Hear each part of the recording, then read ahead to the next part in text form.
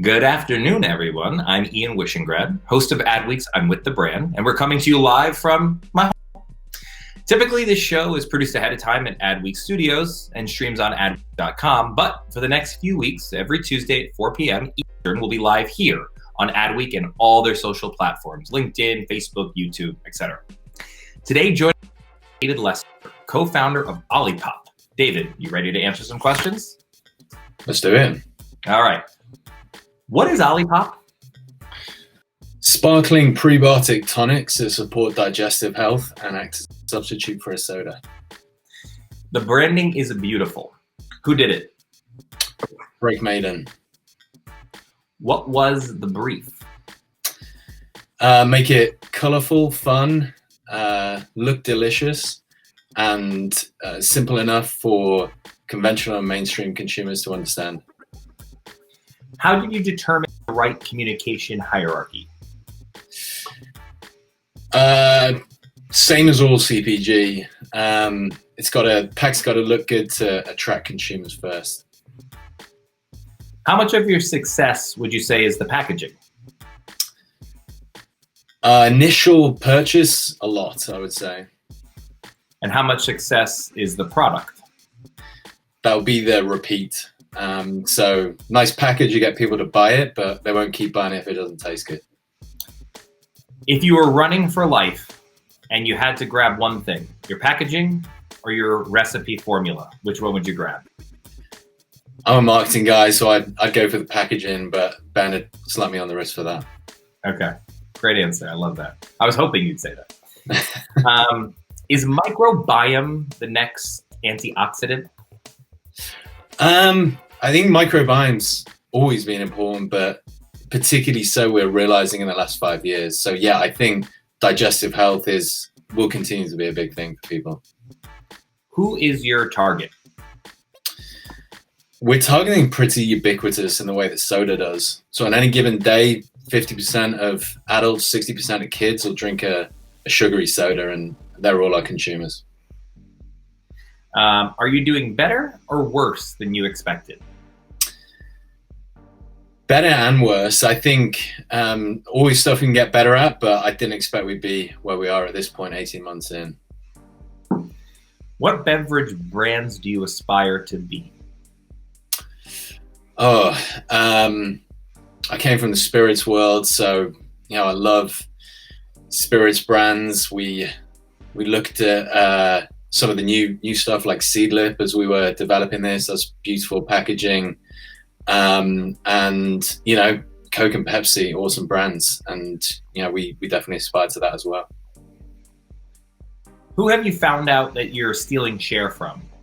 A little early to tell specifically, but anecdotally, we're hitting soda occasions very hard. So I'd expect a lot of soda volume is coming into our brand. What's been your best retail account to date? Erewhon has been phenomenal for us for building out awareness in LA and some buzz, and Whole Foods has been a great supporter as well. What's the biggest lesson you learned once you hit shelves? Good question. I think focus is always you're constantly learning that lesson. You've got to have focus to get presence on shelf. Okay, but have there been any kind of findings like where you go there and you're like, wow, I want to tweak this now, or I see what's really resonating and it's different from what we thought it would be? One lesson we had was we changed cinnamon cola to vintage cola. We found that cinnamon was polarizing for people as a flavor profile, and so we switched the semiotic to red and white and the name to vintage cola, and that's really helped. Now we'll get to the fact that you worked at Diageo later, but do you know the history of the power of coffee and Captain Morgan with spiced rum over vanilla? I don't know. You're going to educate me on that. So they had a long time struggling with it because it was called vanilla rum, and it just wasn't working. And when they immediately changed vanilla, which is a spice, to call it Captain Morgan Spice Rum, it took off. So I'm not surprised to see that the cinnamon to vintage is a huge is a big change. Yeah, I think flavor descriptors are really important pieces of communication that's sometimes overlooked. How many people drink OLIPOP for prebiotic purposes, and how many for just a less snotty soda? No idea where that sits right now, but I think, you know, a big motivation for people is, you know, that soda experience. You know, it's what OLIPOP delivers that I think no other brand really does right now, is to give people that soda experience without a ton of sugar and some really beneficial ingredients for digestive health. Do you care why they drink it? No, we don't care at all. Yeah, we put a lot of thought into the product, and I don't think we'll ever be able to educate most people on you know, the complexity of what's in there. But you know, it's why we lean on packaging and flavor to sort of trick people into consuming something that's better for them. Has coronavirus helped or hurt the business? You know, we definitely had a slowdown in retail, but we've also accelerated our e-commerce platform, which we weren't planning on doing. So, you know, volumes kind of switch from one channel to the other a little bit.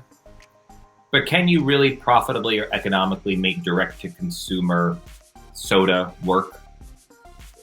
We are now. So, you know, how big it'll get, I don't know. We're certainly not positioning ourselves as e-commerce first, but you know, I think e-commerce will continue to be an important part of our story as we build.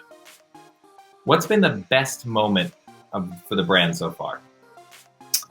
I think one of the best moments for me was initially getting into Whole Foods. You know, we've been at this a long time. It's our second venture. You know, we didn't actually get our first product into Whole Foods, so you know, it felt like a long time coming, and it was great to see it on the shelves there. What numbers are the most important when you're looking at performance? Or excuse me, what numbers when you look at your business do you look at? Key ones for me is top line. We've got to be growing quick, and then product contribution margin, as we call it. We've got to have a profitable business. So having low contribution margin when you're at $1 million or whatever, not too worried about. But as you get to 5, 10, you need to be profitable. So those are the two key metrics we really look at a lot. Your LinkedIn shows a long stint at Diageo before OLIPOP. What's the best thing you learned at Diageo? I think the marketing training there is second to none. If you're working in a category like vodka, which is defined as a colorless, odorless, tasteless spirit, you're really left with nothing else apart from marketing to differentiate. So, it was a great training ground for me in kind of marketing techniques.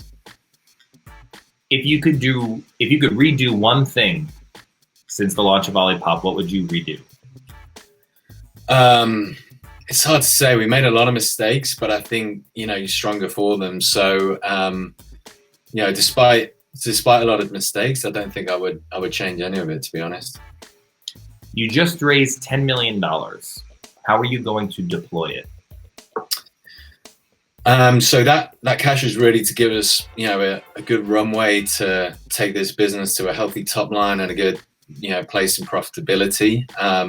A lot of it's going to be going towards building out our team, particularly our sales team, and a little bit in some kind of simple, marketing and promotions as well. What's your favorite SKU?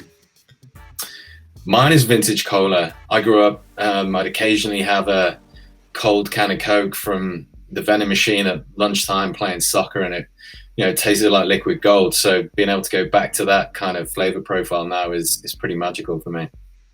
What's the hardest part of this job? I think it's the growth mindset. You're constantly having to grow, weekly, monthly basis. When your business is changing this quick, if you're not, on top of your personal development, it's going to get challenging very quickly as well. So, staying on top of that, I think is probably the most challenging thing. Last question. Did you ever consider using the line in any communication, trust your gut? We did not. It's been thrown at us a few times, but we've steered away from it. I think we're trying to get something kind of unexpected, proprietary, ownable, and we're really happy with the kind of brand assets that we've come up with. Oh, I totally agree. I'm just figuring that must have been the most low-hanging fruit, easy to try to use. And it may even be trademarked, I think, by someone else. So. Yeah, that's like the worst thing you could possibly do. So I'd say, and you've done, from what I can tell, like a killer job on the branding. So, and the whole brand. So congratulations. Thanks so much. That is it. David Lester, thank you so much for joining us. And to everyone at home, thank you for joining us. You can watch more episodes at adweek.com/I'mWithTheBrand. And I'll see you next Tuesday, 4 p.m. Eastern Time for another edition of I'm With The Brand Live. Thank you.